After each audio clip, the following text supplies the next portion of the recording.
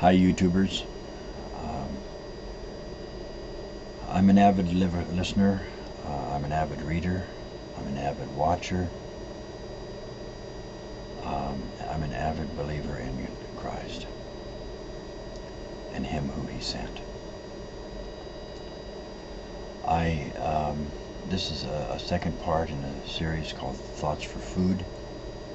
I'm going to be discussing a wide range of topics, and even within each video I will touch on a wide range of topics and then perhaps even touch on it again in another video to share the consistency in a formulated belief system called Christian. However, I have to alert you to the fact that I'm not a proverbial Christian. I'm not a Christian who can be pigeonholed or stereotyped or classified, except perhaps as a free thinker, an independent, individual Christian with a personal Christian view. The Lord has developed this in me. It's not something that I developed. It's something that has been developed in me. And it's been developed over a long period of time. And one of the first things I want to share in the discussion is a portion of my past where I gained a mechanism for thinking called logic and reasoning. For a short period of time in my life, about 3 years, between the ages of 19 and 22, I was involved in what's called Toastmasters International. It's a speech club, and in the beginning you share speeches, first one of illustration, and then one of example, and then one of a process. You share a process. The one I shared was how to restring a guitar, for instance, and you could use how to rebuild a carburetor, and so on. And then you had to move on to the higher level of speeches, which was to prove a point through logic, to reason out a point, and so on.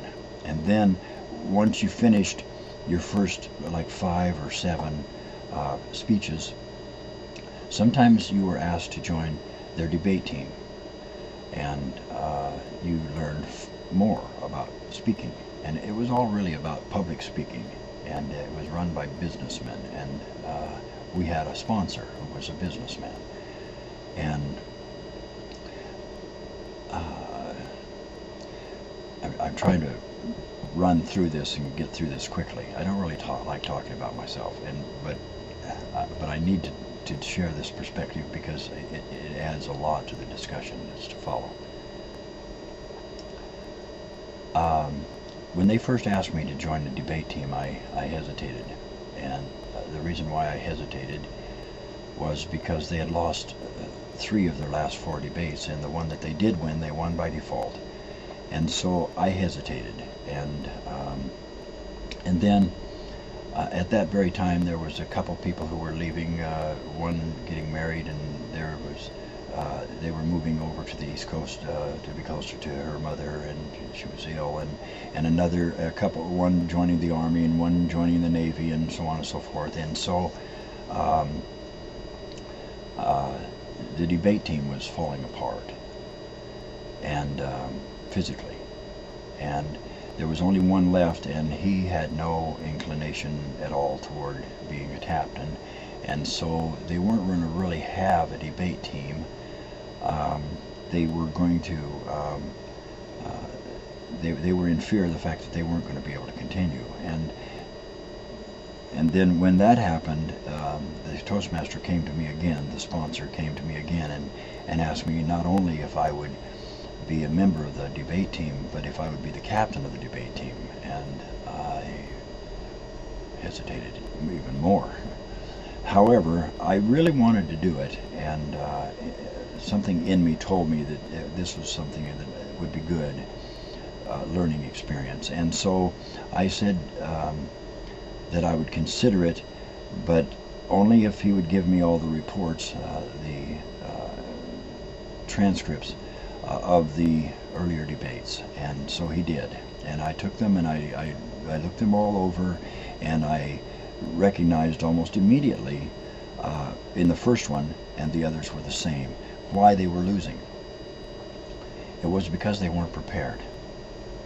And that's probably the greatest failure that I see on YouTube also, is that people are discussing things without proper preparation.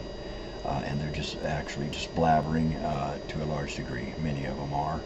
There are some really good people on YouTube in terms of logic and reason, and they have a strong ability there and a high capacity to reason. But there are many who get on and just blabber, and that goes for a lot of Christians too. I'm sorry to say that, but it does, and they do more damage to God's cause than they do to fulfill it or to move it forward. But nonetheless,